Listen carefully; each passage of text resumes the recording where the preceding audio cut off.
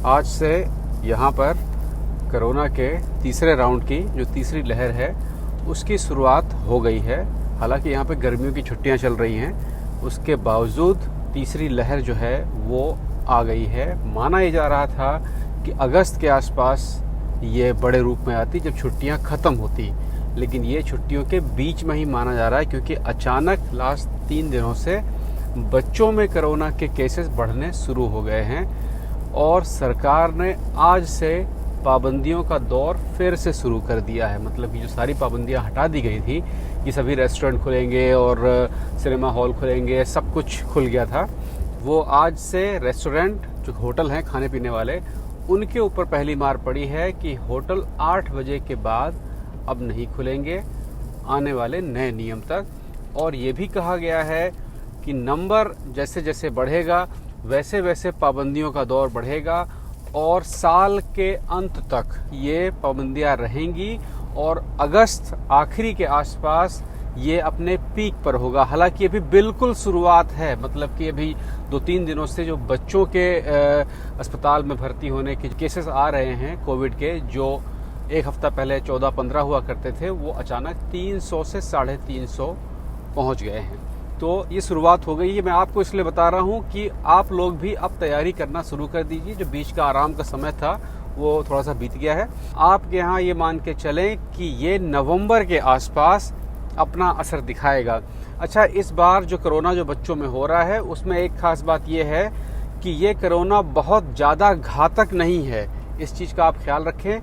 जो भी बच्चे अस्पताल पहुँच रहे हैं, जो भी बच्चे आईसीयू तक पहुँच रहे हैं अभी तक, जो 3-4 दिनों की बात है, हालांकि ये तो भी और आगे बढ़ेगा, अभी तो शुरुआती है, उन सब में एक बड़ा लक्षण ये है कि वो सभी के सभी यहाँ के हिसाब से मोटे हैं। यहाँ पर बच्चे मोटे नहीं होते। जो मैंने आपको लिस्ट दिखाई थी, मैं सीन लगा देता हूँ कि ये बच्चे मोटे हैं, ये बच्चे नहीं मोटे हैं।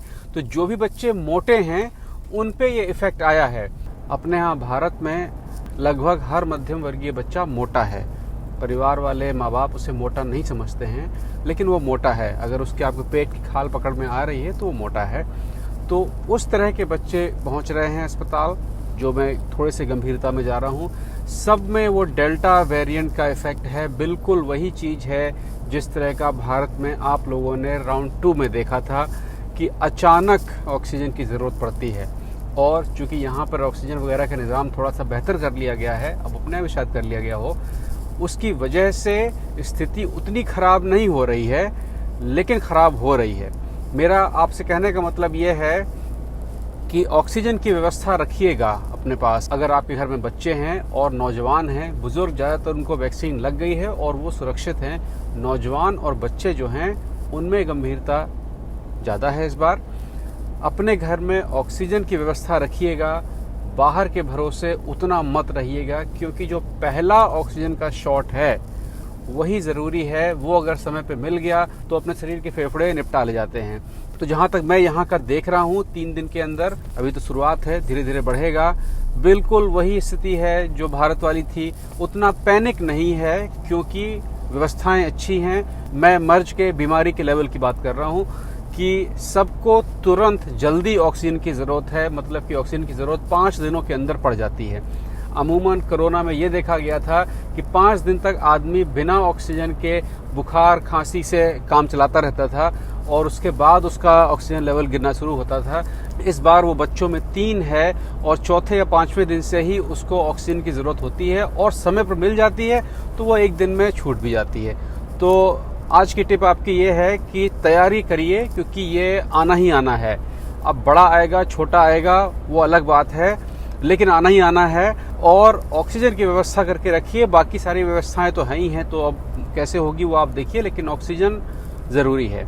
अब आते हैं मुद्दे की बात पे कि चीन ने आखिर ये मान लिया है कि वो कोरोना वायरस पर 2017 से काम कर रहा था और वो मानवता की रक्षा में, मतलब कि सेवार्थ कर रहा था कि इन फ्यूचर अगर कभी कोई कोरोना वायरस का अटैक होता है, जो कि ये वायरस एटमॉस्फेयर में, वातावरण में, प्रकृति में मौजूद है, असर होता है, तो हमारे पास एक ऐसा वायरस रहे जिससे हम उस वायरस से लड़ पाएं।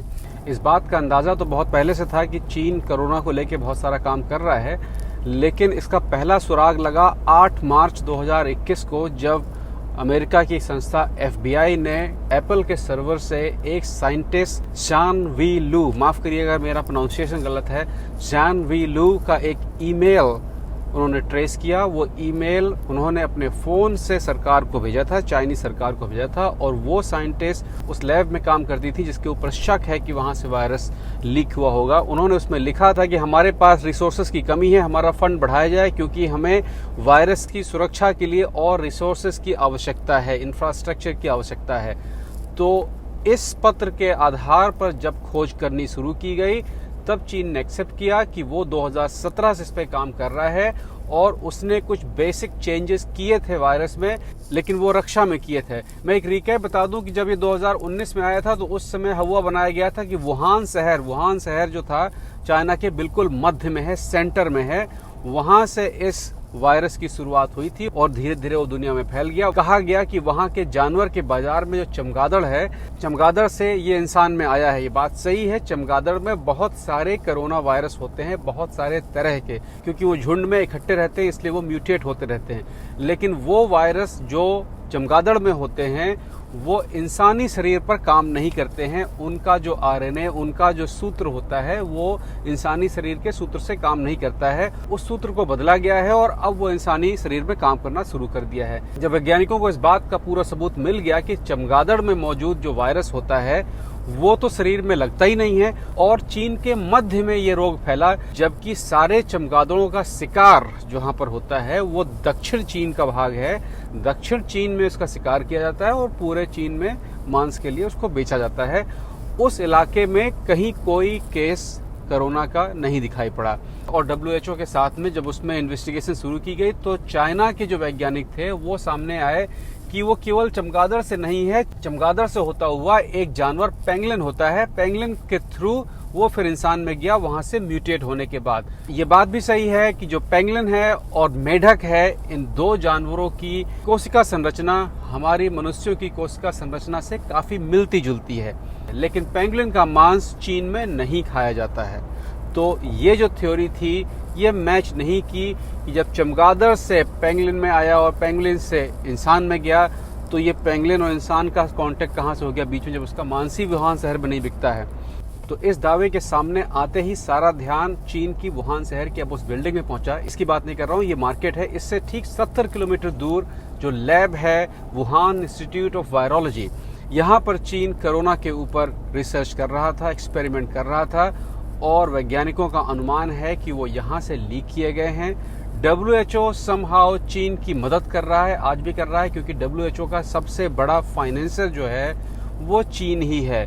उसके लिए अमेरिका अब भारत के ऊपर भी थोड़ा दोष मढ़ रहा है, क्योंकि इस समय WHO के जो अध्यक्ष हैं वो भारत के हैं, डॉक्टर हर्षवर्धन WHO के अध्यक्ष हैं, और समहाउ वो अमेरिका और यूरोपीय एजेंसियों के अनुसार वो भी इस शोध में कोई खास सहयोग नहीं कर रहे हैं। हालांकि वो एक केवल रबर स्टैंप है, भारत के राष्ट्रपति की तरह वो भी अध्यक्ष हैं, उनका बहुत ज्यादा उसमें चलता नहीं है, लेकिन वो एक काम जरूर कर सकते हैं कि WHO की तरफ से जो चीन को सपोर्ट किया जा रहा है वो हटा ले, तो चीन को काफी जवाब देने होंगे। तो आज तक की खबर ये है कि चीन ने ये तो एक्सेप्ट कर लिया है कि वो कोरोना वायरस पर 2017 से काम कर रहा है और उसने मानव निर्मित कोरोना वायरस बनाया है।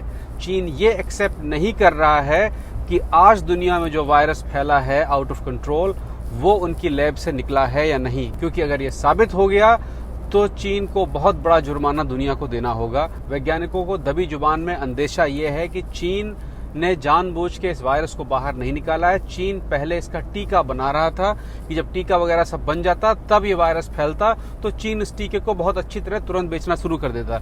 लेकिन समहाउ किसी प्रकार से, अभी वो किसी प्रकार से कह रहे हैं, किसी प्रकार से वो वायरस निकल गया और चीन का टीका कंप्लीट नहीं हुआ था, तो बात लेनी की देनी पड़ गई है। तो तैयारी आप करिए, क्योंकि अब ये तीसरा राउंड आप तक पहुंच रहा है और आने वाले समय में इस पे फिर हम लोग और डिटेल में प्रोग्राम बनाना शुरू करेंगे कि कैसे और क्या आपको करना है।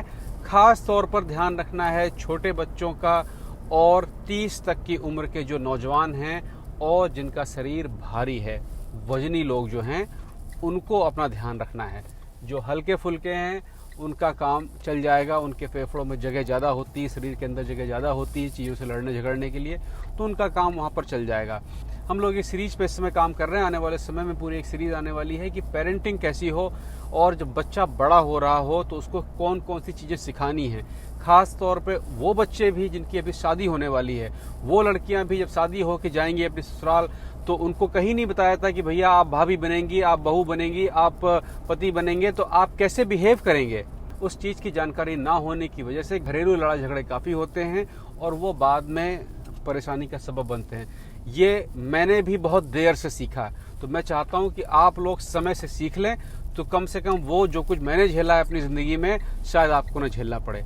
आज का यहीं तक का था। मिलेंगे सोमवार, मंगल, बुध में। फिर जो बीच के एपिसोड आ रहे हैं, गर्भावस्था वाले एपिसोड आने वाले हैं, उन पे सब पे ध्यान रहेगा।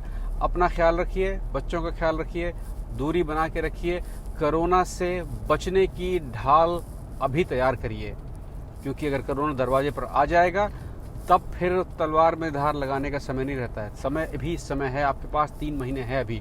3 महीने में जितनी अच्छी तैयारी कर सकते हैं कर लीजिए। फिर मिलेंगे, ख्याल रखिएगा अपना।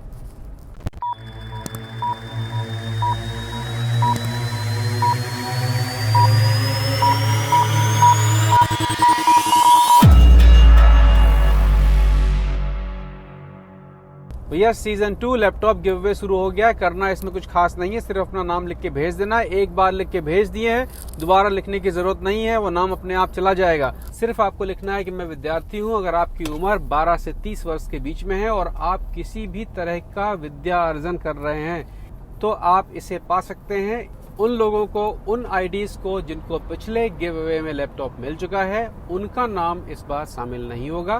बाकी सबका वेलकम है।